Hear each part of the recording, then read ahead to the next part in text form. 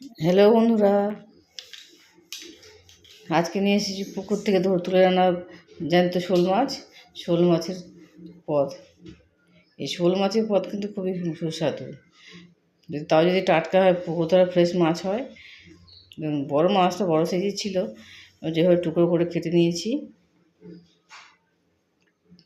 গোটা মাছটাই রান্না করবো আজকে। আমি নুন হলুদ মাখিয়ে নিচ্ছি। আজকে পেঁয়াজ পাতা দিয়ে রান্না করবো।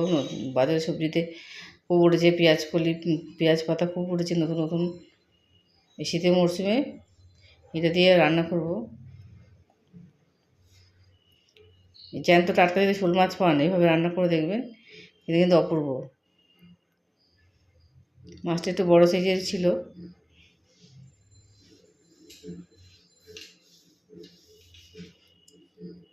ভালোভাবে নুন হলুদটা মাখিয়ে নেব। তো বেশি শুকনো শুকনো করবো না, একটু ঝোল ঝোল রাখবো, কেন যেহেতু টাটকা মাছ, জ্যান্ত মাছ। আমি যেভাবে রান্না করছি এভাবে রান্না করে দেখুন, খেতে কিন্তু খুবই সুন্দর লাগবে। বেশি করে তেল নিয়েছি, যেহেতু অনেকটা মাছ আছে। আস্তে আস্তে করে মাছগুলোকে ভেজে নেব।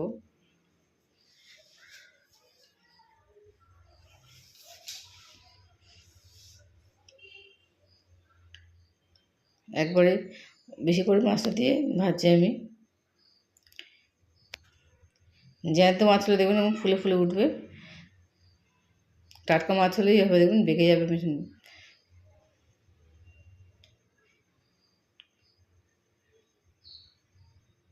বেশি ডিপ করে ভাজবো না, যেহেতু টাটকা মাছ, এই জন্য বেশি ডিপ করে ভাজবো না, তাহলে শুকনো বেশ শক্ত হয়ে যাবে। আলগা করে করে ভেজে নেবো আমি।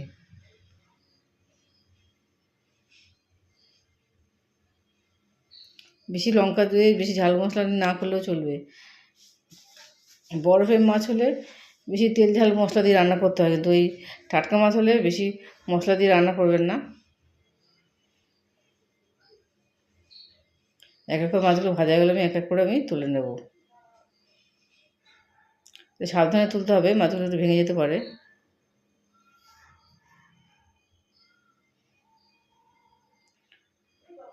অনেকে শোল মাছ খেতে চায় না, দেখতে হয়তো কালো থাকে বলে অনেকে শোল মাছ পছন্দ করেন না। যারা শোল মাছ খান না, সে তারাও একবার ট্রাই করে দেখতে পারেন। শোল মাছ যদি পেঁয়াজ রসুন ফসুন দিয়ে বানানো যায়, তো কোনো গন্ধ লাগবে না, খেতে খারাপও লাগবে না।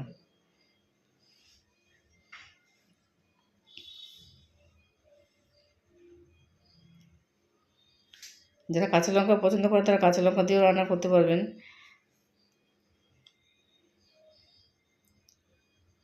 হালকাভাবে রান্না করে দেখুন, খেতে অপূর্ব লাগবে।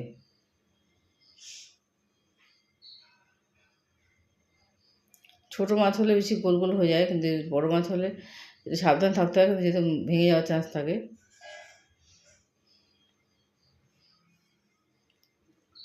আমরা কমান্ডে জানাতে পারেন কারা কারা এই শোল মাছ খান না, তারা অবশ্যই একবার দেখুন। বাইরে থেকে এইভাবে শোল মাছ বানিয়ে দেখুন। পুকুরে জাল দিয়েছিল, জালে এই মাছটা উঠেছে। মাছটা একটু বড়ো সাইজ ছিল, জালে উঠেছে।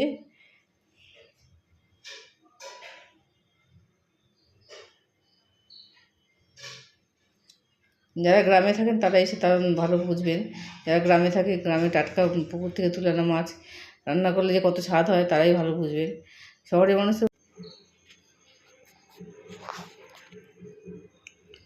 শোল মাছে বিভিন্নভাবে রান্না করা যায়, অনেক রকমের রান্না আছে। আজকে পেঁয়াজ পাতা দিয়ে দেখাবো। পেঁয়াজ পাতাটা কিন্তু এই সময় শীতকালটায় পাওয়া যায়, সারা বছর পাওয়া যায় না। এই শীতের মরশুমে এই নতুন নতুন অল্প অল্প পেঁয়াজ থাকবে, তাতে পেঁয়াজ পাতা এইটা দিয়ে রান্না করব। পেঁয়াজভাবে কুচিয়ে নিয়েছি আমি, আর এক্সট্রা কোনো পেঁয়াজ দিইনি। ওই পেঁয়াজ পাতার সঙ্গে যেটা ছিল, পেঁয়াজটা ছিল, ওই পেঁয়াজটা দিয়ে দিয়েছি। অল্প করে কালো জিরা ফোড়ন দিয়ে দেবো। ওই যে তেলটা বাকি ছিল, মাঝে মাঝে যে তেলটা ছিল, ওই তেলটা দিয়ে দেবো। আর এক্সট্রা করে তেল দেওয়ার দরকার নেই। এবার কুচনো যে পেঁয়াজ ছিল, ওই পেঁয়াজটা দিয়ে ভালো করে নাড়বো। একটু যেই নরম হয়ে আসবে তখনই আমি আবার পেঁয়াজ পাতাগুলো দিয়ে দেবো। পেঁয়াজ পাতাগুলো তাড়াতাড়ি করে নরম হয়ে যায়, খুব সহজেই নরম, যেহেতু পেঁয়াজ বলে এই পেঁয়াজটা যেহেতু নরম, খুব তাড়াতাড়ি নরম হয়ে যাবে আরও। এটা রান্না করতে বেশিক্ষণ টাইমও লাগবে না, খুব সহজেই নরম হয়ে যাচ্ছে।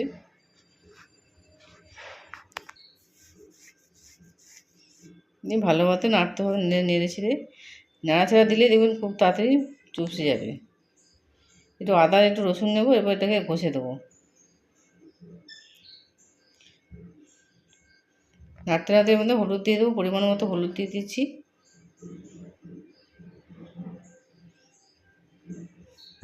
সঙ্গে লঙ্কা গুঁড়ো দিয়ে দেবো। যারা কাঁচা লঙ্কা খান তারা কাঁচা লঙ্কাটা একটু পেস্ট করে দিতে পারেন। বেশি লঙ্কা দিলাম না, যেহেতু টাটকা মাছ বলে বেশিটা লঙ্কা দিলাম না। যদি বরফের মাছ হতো এই মাছটাই একটু বেশি লঙ্কা দিতাম। আদা ঘষে দিয়েছি, একটু রসুন ঘষে দিয়েছি, এটাকেও দিয়ে দেবো।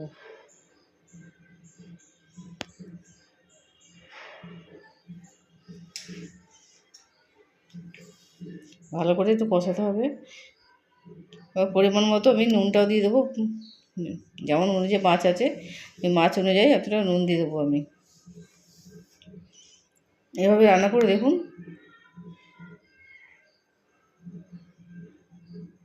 মাছ ভাজতেই যা তেল লেগেছে, আগে তো মিক্সড করে তেল দিইনি, এতেই হয়ে গেছে। টাটকা মাছ হলে বেশি তেলের প্রয়োজন হয় না। এই ঝোলটা ভালো করে ফুটতে হবে। এবার ঝোলটা ফুটলে এই মাছগুলোকে আমি এক এক করে দিয়ে দেবো।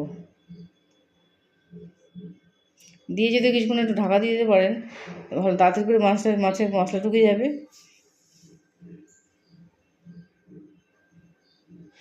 এই সময় গ্যাসে আস্তে একটুখানি মিডিয়াম দিয়ে দেবেন, মিডিয়াম থেকে কমিয়ে দেবেন, লো করতে পারেন, তাহলে ভালো আস্তে আস্তে করে মাছটা সিদ্ধ হতে হবে, ভালো মতো সিদ্ধ হয়ে যাবে, ভালো মাখা মাখা হয়ে আসবে। লাইক এবং সাবস্ক্রাইব করতে বলবেন না। কমেন্টে আপনি জানান আপনাদের মতামত, আমার খুবই প্রয়োজনীয়। ভালো করে ডুবিয়ে দেবেন, মাছগুলোতে ডুবিয়ে দেবেন। যে ফুটে উঠেছে দেখুন, কিছু তো নরম হয়ে মাছগুলো নরম হয়ে গেছে। বাড়িতে অবশ্যই এভাবে রান্না করে দেখুন। শেষে দিকে একটু কাঁচা লঙ্কা দিয়ে দেবেন, যেহেতু ঝাল কম দিয়েছি, যারা ঝাল পছন্দ করেন তার জন্য এই লঙ্কা দিয়ে খেতে পারবেন। রেডি হয়ে গেছে আমার শোল মাছের ঝাল বলুন, ঝোল বলুন।